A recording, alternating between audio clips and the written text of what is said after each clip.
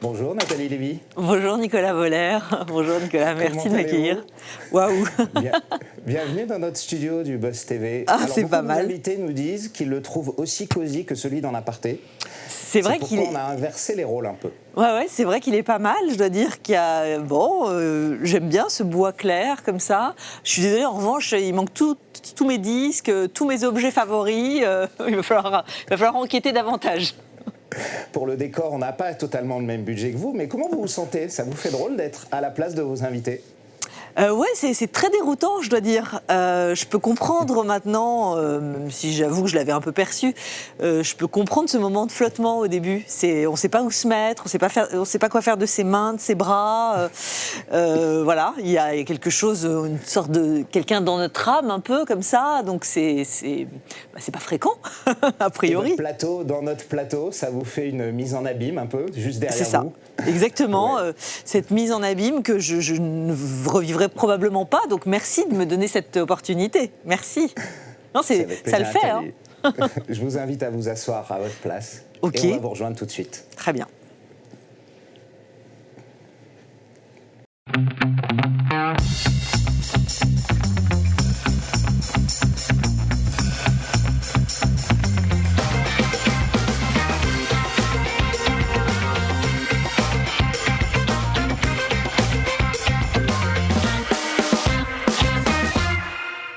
Bonjour à toutes et à tous, bienvenue dans le Buzz TV. Nous sommes ravis de vous accueillir sur Figaro TV Île-de-France, Figaro Live et Figaro Radio. Ça va Mathilde ? Ça va super Nicolas. C'est le dernier Buzz de la semaine et on vous a gardé, comme on dit, la cerise sur le gâteau en accueillant dans ce studio une journaliste multicasquette mais surtout multitalent, passée par BFM, France 5, Europe 1. C'est sur Canal+ qu'elle a posé ses valises depuis presque 3 ans désormais.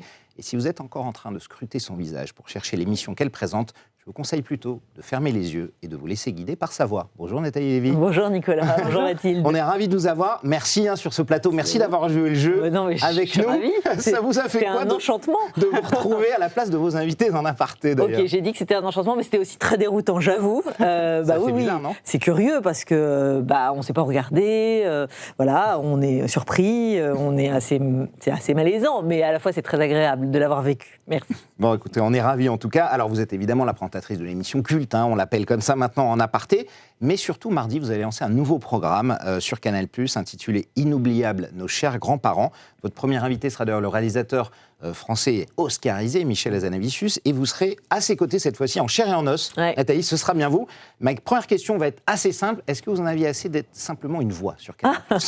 Alors non, c'est pas du tout mon sujet, parce que j'ai plein de projets et que je savais que d'une manière ou d'une autre, j'allais me retrouver face cam à un moment, mais c'est pas ce après quoi je cours. En revanche, je pense que clairement, j'ai une sorte d'adhésion.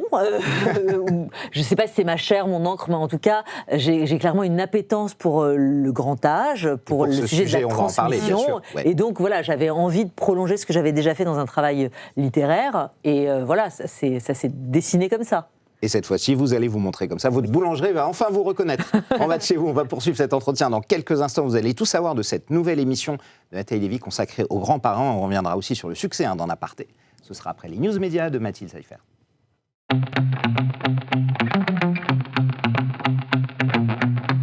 On démarre ces news médias, Mathilde, avec le décès hier que nous avons appris de Frédéric Mitterrand. Oui, alors l'ancien ministre de la Culture et animateur télé s'est éteint hier à l'âge de 76 ans.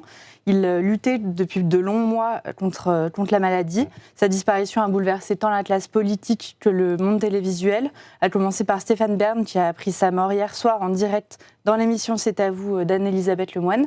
On suivit une pluie d'hommages en passant par Pascal Praud, Marc-Olivier Fogiel, Rutel Trief ou encore Cyril Hanouna. Absolument, ouais. C'était poignant, Stéphane Bern qui était très ému. Vous le connaissiez, vous l'avez déjà rencontré? Oui, et je suis très émue également parce que Frédéric Mitterrand, on a passé du temps ensemble, chez lui, au milieu de ses bouquins. Et pour tout vous dire, il fallait les escalader, ces bouquins. Vraiment, il y avait un dédale comme ça pour arriver jusqu'à un siège qui lui-même était, j'allais dire, investi d'une pile de livres, d'une pyramide de livres. Donc, pour pouvoir poser son séant, il fallait faire de la place. Mais donc, évidemment, son c'était pas une interview, c'était personnel, des discussions c'était déjà pour Henriette, sa grand-mère, qu'il m'a raconté en long, en large, avec beaucoup de poésie, de fantaisie aussi. Voilà, c'était ça. C'était évidemment un conteur hors pair et quelqu'un de très tendre et de très fidèle aussi. Absolument, et je pense qu'il y a beaucoup manqué au monde de la culture, en tout cas. On poursuit ces news médias avec la convocation qu'on a appris hier de Yann Barthès à l'Assemblée nationale. Oui, et alors de la même manière que les chaînes C8 et CNews, par l'intermédiaire de Cyril Hanouna et Pascal Praud, Yann Barthès et l'équipe de Quotidien devront se plier à une audition de la commission d'enquête parlementaire. Cette audition a été demandée par le Rassemblement national que le talk refuserait d'inviter. Et cette convocation a semblé ravir Pascal Praud, qui l'a ironisé dans son émission L'heure des pros hier soir. Justement, alors je cite, « C'est très ennuyeux pour mon excellent ami Yann Barthès parce que là, il n'aura pas l'oreillette et le prompteur. » Il a poursuivi en le comparant au célèbre ventriloque, je cite, « D'habitude, c'est plus Jeff Panaclock. » Bon, on a hâte de voir ça en tout cas à l'Assemblée nationale.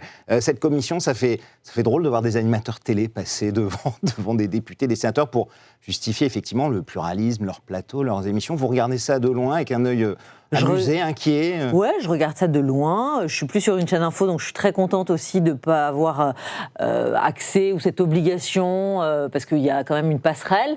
Voilà, je regarde ce qui se dit, j'entends aussi cette espèce de procès en illégitimité qu'il peut y avoir parfois pour certaines chaînes et certains animateurs, une forme d'acharnement, etc. Moi, ma seule religion, c'est la liberté d'expression. Donc voilà, j'avance avec cette doctrine-là et je reprendrai une phrase qui a été prêtée à Voltaire. Je suis peut-être pas toujours d'accord avec ce que vous dites ou ce que vous faites, mais je me battrai pour que vous le disiez. Voilà. Effectivement. Voilà. Ça vous semble dangereux qu'on essaie de ficher un peu comme ça tous les gens qui sont en plateau, c'est compliqué. Alors, pour les politiques, on le sait, mais je trouve pour que les autres, c'est la couleur de cette société, enfin de cette bascule qu'on est en train d'opérer, ce puritanisme, cette société de la pudibonderie. À un moment, on ne peut pas classer tout noir et blanc, ça ne peut pas être manichéen à tous les niveaux, au niveau des médias, au niveau des hommes, des femmes, des choix sociétaux, des choix de vie, des choix de genre, enfin que sais-je. Et voilà, je crains un peu ça, cette quête de la pureté à tout prix. Je ne sais pas trop où on va. Moi, je trouve qu'il y a une perte de repères. En tout cas, c'est un moment dans notre cycle aujourd'hui, un moment de bascule. Ouais. Important. Et on continuera de suivre ça évidemment de près. On termine avec le chiffre du jour, 3,84 aujourd'hui. Vous êtes précise, Mathilde. Oui, alors parce que c'est en millions le nombre de téléspectateurs à s'être réunis devant TF1 hier soir pour regarder les aventures d'Arnaud Ducré et Manon Azem. Oui. La nouvelle série Mercato, tournée à Marseille, est en légère baisse par rapport à sa première la semaine dernière, qui avait convaincu 4,72 millions, donc près d'1 million de plus. Loin derrière la une, ce sont M6 et France 3 qui se sont partagés les marches du podium avec Pékin Express et la rediffusion du juste prix de la trahison avec Mimi Mati. Nathalie, vous êtes en quotidienne, évidemment. Est-ce que les audiences, c'est un truc où chaque matin vous allez regarder ? Ou est-ce que sur une chaîne comme Canal, c'est pas forcément le plus important ? On regarde aussi les replays, ce qu'il y a sur MyCanal, le buzz que ça fait sur les réseaux. Vous avez fait la question et la réponse, merci. Oui, mais c'est ça. Mais vous avez quand même une audience tous les matins pour en aparté. Oui, mais c'est vrai que c'est pas un marqueur fondamental. C'est pas cardinal chez nous, ce chiffre-là. Ce qui compte, c'est l'intérêt qu'ont les invités à venir. Et tout le cinéma français, les artistes, les sportifs, aujourd'hui, ont vraiment très envie de venir nous voir. Et de venir converser avec moi, et ça, je crois que je suis hyper, j'ai beaucoup de gratitude parce que ça dit quelque chose vraiment de ce qu'on fait, de la manière dont on le fait. Je travaille comme une orfèvre avec mes équipes, Nicolas Torgeman, entre autres, et la production qui veille à chaque objet, à chaque disque, à chaque film. Donc le travail paye parce qu'aujourd'hui tous les artistes viennent nous revoir, y compris depuis les États-Unis, enfin outre-Atlantique. On commence à avoir vraiment aussi une belle brochette de célébrités qui viennent se confier. Absolument, ça, on va en parler. Vous êtes même copié, comme on l'a vu tout à l'heure au Buzz TV. Merci Mathilde, fini pour les news. Ouais, c'est bon. Il y en aura d'autres dès lundi. Évidemment, on passe tout de suite au grand entretien du Buzz TV. Nous sommes avec Nathalie Lévy.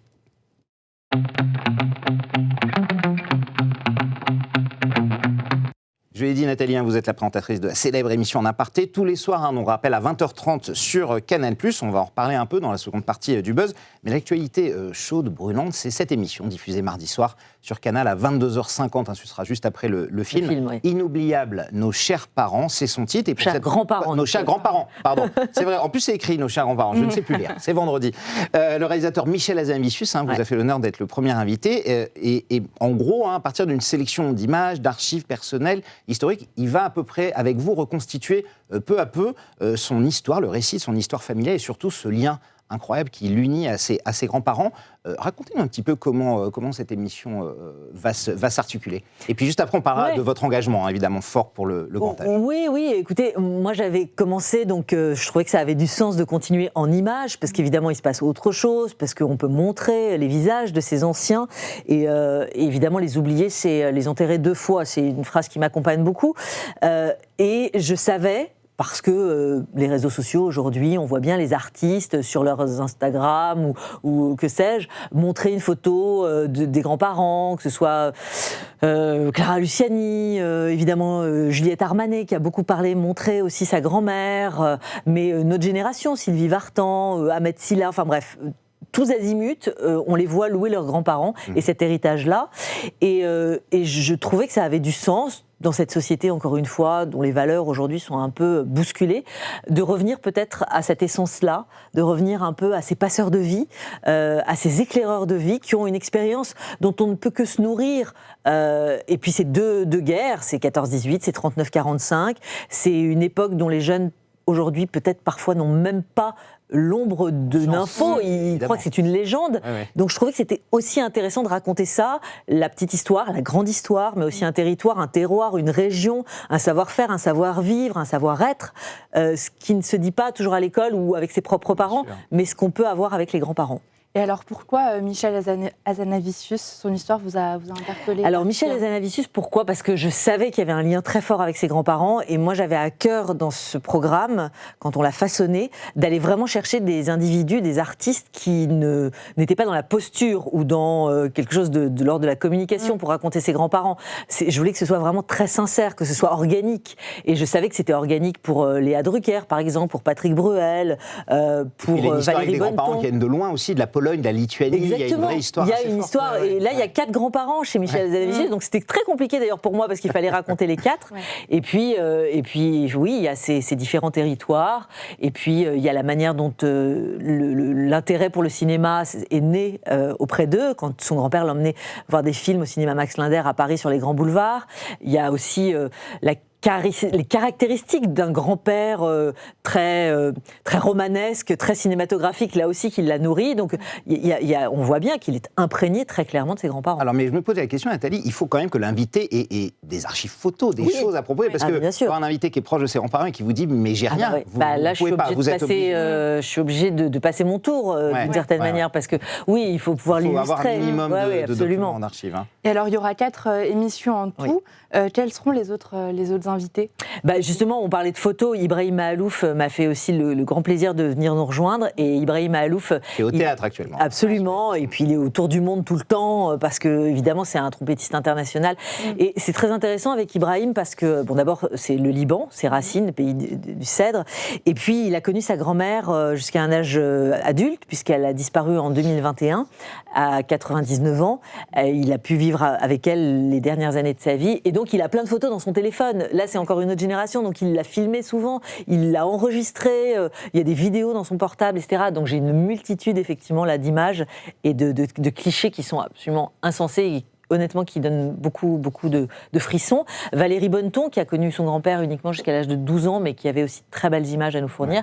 Et puis Patrick Bruel, qui a eu une relation très forte avec ses grands-parents, et Élie particulièrement son grand-père, qui nous a aussi livré de très très belles photos, avec des repas de famille, avec le football, parce qu'ils ont été très liés aussi par le foot, etc., etc. Alors c'est pas un hasard, évidemment, si vous vous intéressez aux grands-parents. En 2001, vous aviez publié un livre, Courage au cœur et sac au dos, dans lequel vous racontiez la relation très forte qui vous liait avec votre grand-mère. Et puis l'an dernier, Chers grands-parents, là c'était un exercice différent, il y avait des personnalités qui se livraient à leur tour sur le lien avec leurs aïeux. Vous aviez effectivement Sylvie Vartan, vous l'avez dit, Michel Drucker, Julie Gaillet, Patrick Bruel déjà, Michel Onfray, beaucoup d'autres.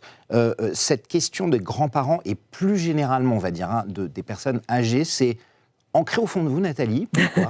Oui, je crois que j'ai un problème avec l'agisme, ou un problème avec le jeunisme, allez savoir. Ou l'inverse, oui, ça peut être ça. Non, mais je crois que dans une société où on met en avant systématiquement le futur, l'intelligence artificielle, les images en permanence, et puis surtout où on fait de Tartampion une icône le lundi, et puis où il est lynché en place publique le mardi, j'ai un peu de mal, je pense. Alors je sais pas, j'ai peut-être un truc très désuet, mais oui, j'ai un peu de mal. Donc, et puis, bien sûr, j'ai travaillé sur la question des EHPAD. J'avais lu avec beaucoup d'intérêt, évidemment, le livre de Victor Castanet, Les Fossoyeurs.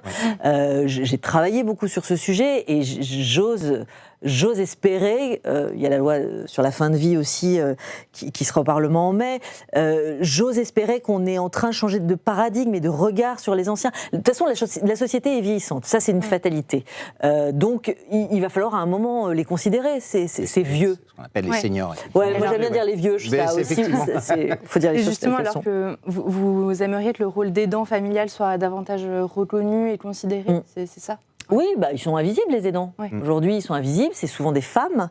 Il y a souvent une distance à parcourir quand on est femme, quand on est une femme active avec des enfants. Il faut aller au domicile de l'aider. C'est franchement la quadrature du cercle. Je l'ai vécu, mais moi je l'ai vécu avec beaucoup de soutien, puisqu'on a été une ronde de femmes. Ma maman, ma tante a s'occupé de ma grand-mère jusqu'à 99 ans et demi.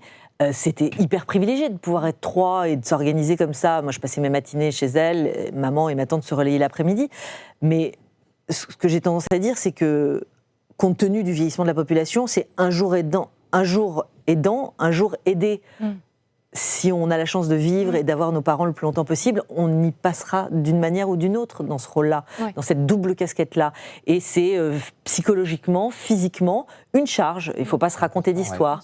Donc il faut les mettre en exergue. Ça veut dire que c'est une rémunération différente, ça veut dire que c'est une considération différente, ça veut dire que c'est un encadrement de ces professions, souvent effectivement des femmes qui le sont, véritablement avec une dignité. Voilà, ce mot-là, il n'existe pas tellement dans ce couloir-là, D'autant plus que vous avez accompagné votre grand-mère jusqu'au bout. C'était autant pour la réconforter, elle, que vous réconfortez vous, Nathalie. Je pose une question à Nathalie Lévy, là. Oui, Nicolas. Oui, vous n'avez pas tort. Je pense que... Il y avait les deux. Oui, il y avait les deux. Ma mamie, elle a été là dès mon premier souffle. Et je pense que elle venait combler quelque chose chez moi. J'ai des parents extrêmement aimants dont je suis très proche, un petit frère aussi dont je suis très proche. Donc je ne peux pas dire que j'ai manqué d'amour ou d'attention, mais je ne sais pas, on s'est choisi, on s'est reconnu peut-être. Je fais souvent référence à Gisèle Halimi qui a écrit ce livre Histoire d'une passion parce qu'elle a eu un coup de foudre pour sa petite fille et mutuelle d'ailleurs. Et je crois que c'était de cet ordre-là. Ouais, ma grand-mère a été veuve à 29 ans, elle n'a jamais refait sa vie. Elle m'a peut-être aussi choisi quelque part pour venir combler quelque chose. Qu'elle n'avait plus. On se souvient de votre émotion dans l'émission de Faustine Bollard. Elle vous avait fait une surprise, elle avait été filmée et ça vous avait beaucoup surpris. Vous étiez sans voix. C'est la première fois que vous entendez sans voix. Oui, c'était difficile à la fois de savoir que ma mamie avait pu être vue comme ça dans son intimité. C'est pas quelque chose qui me plaît a priori, et en même temps j'étais contente de la voir et de la montrer parce que elle on mettait un visage sur la personne dont vous parlez depuis longtemps. Exactement. Et alors parlons un peu d'En Aparté. On a eu un avant-goût au début de l'émission, ce programme, ce concept même, puisque c'en est vraiment un. Vous êtes tombé dessus en 2021 lorsque Canal+ décide de relancer l'émission après 15 ans d'arrêt. Vous avez tout de suite dit oui ? C'est même moi qui suis allée les solliciter.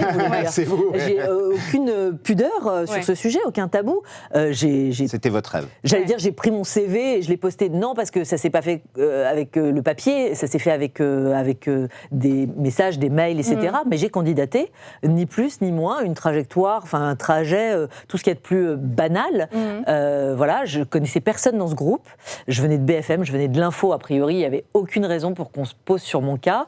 Mais j'avais écrit ce livre, effectivement, qui ouvrait peut-être autre chose, qui montrait peut-être autre chose de moi, peut-être, qui permettait de montrer une forme d'altérité qui, j'espère, constitutive de ma personnalité, le sens des autres, j'espère.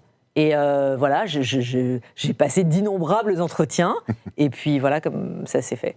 Alors, pendant 7 ans, 8 ans, évidemment, cette émission était marquée par Pascal Clark, par la voix de Pascal Clark, succédée à la voix de Pascal Clark, et que c'est quelque chose qui fait un peu peur au début. Oui, bien sûr, c'est très impressionnant. Moi, je regardais religieusement cette émission. J'ai été très marquée par à la fois le talent, la précision de Pascal Clark, vraiment sa patte. Et puis, il y a un moment, il faut savoir prendre se décaler en fait. Voilà, moi je me suis décalée simplement, j'ai pas re-regardé, j'ai pas passé du temps à aller chercher comment je pouvais me distinguer ou pas. Je me suis simplement décalée, j'ai ma personnalité, j'ai ma voix, je viens d'un autre chemin aussi. Bon bah voilà, et puis assez rapidement, je crois que je me suis trouvée. Je vous le confirme. Justement, beaucoup de vos invités disent que cette émission, c'est leur émission préférée, vraiment. Pourquoi, à votre avis ? Parce que je pense que clairement... Et c'est rare que des gens, on ne dit pas notre émission, mais la vôtre, ils le disent assez facilement. C'est quand même fascinant. Enfin, je pense que vous, Mathilde, Nicolas, c'est quand même fascinant de se dire qu'on a pu se plonger. Des journalistes se sont plongés dans leur vie et vont rejouer tout ça dans un décorum, une arène extrêmement chatoyante, etc. C'est quand même grisant de se dire qu'on a plongé, encore une fois, on s'est penché sur vos goûts, vos aspérités, vos souvenirs, etc. Les surprendre. Effectivement, voilà. Et puis tout ça dans la plus grande bienveillance, parce que moi je fais vraiment la différence entre bienveillance et mièvrerie. Je pense qu'on manque clairement de bienveillance aujourd'hui dans cette société. Je rends hommage à Michel Drucker que j'affectionne particulièrement, qui a toujours fait de la télé avec infiniment de talent, de travail et de bienveillance. Et voilà. Il est toujours là. Et la bienveillance, c'est illimité, c'est un puissant fond, mais allons-y.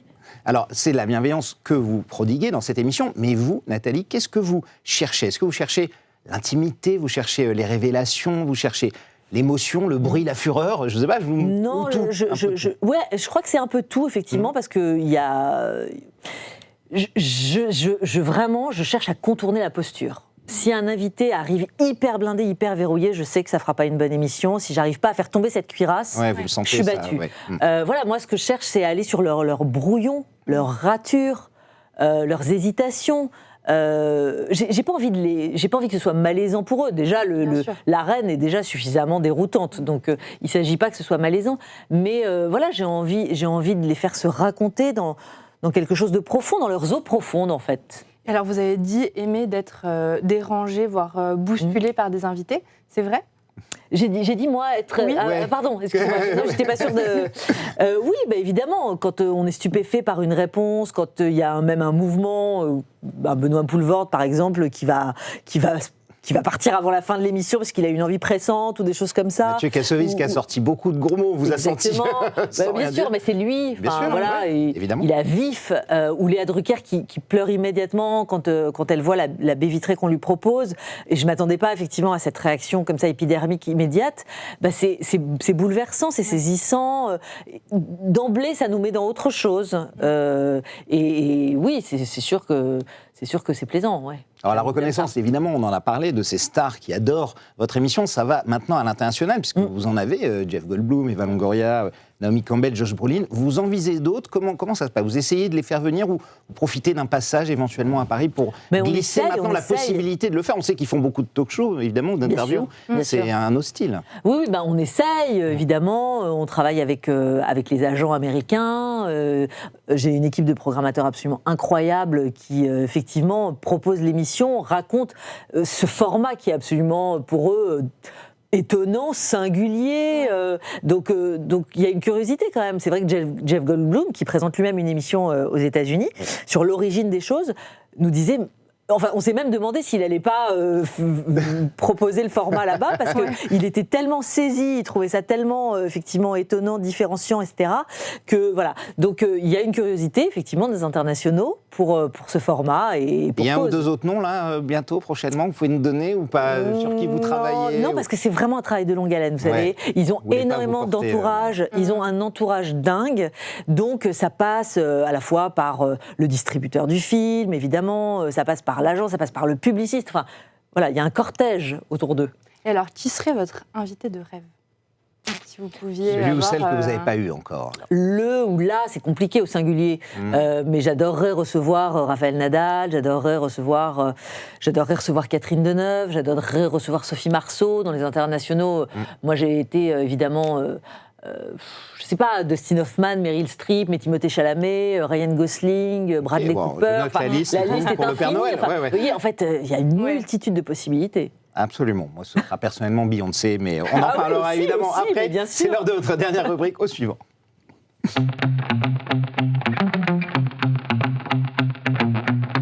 Nous recevions sur ce plateau hier la comédienne Hélène Cesaré, qui a succédé à Claudia Tagbo dans Le crime lui va si bien sur France 2.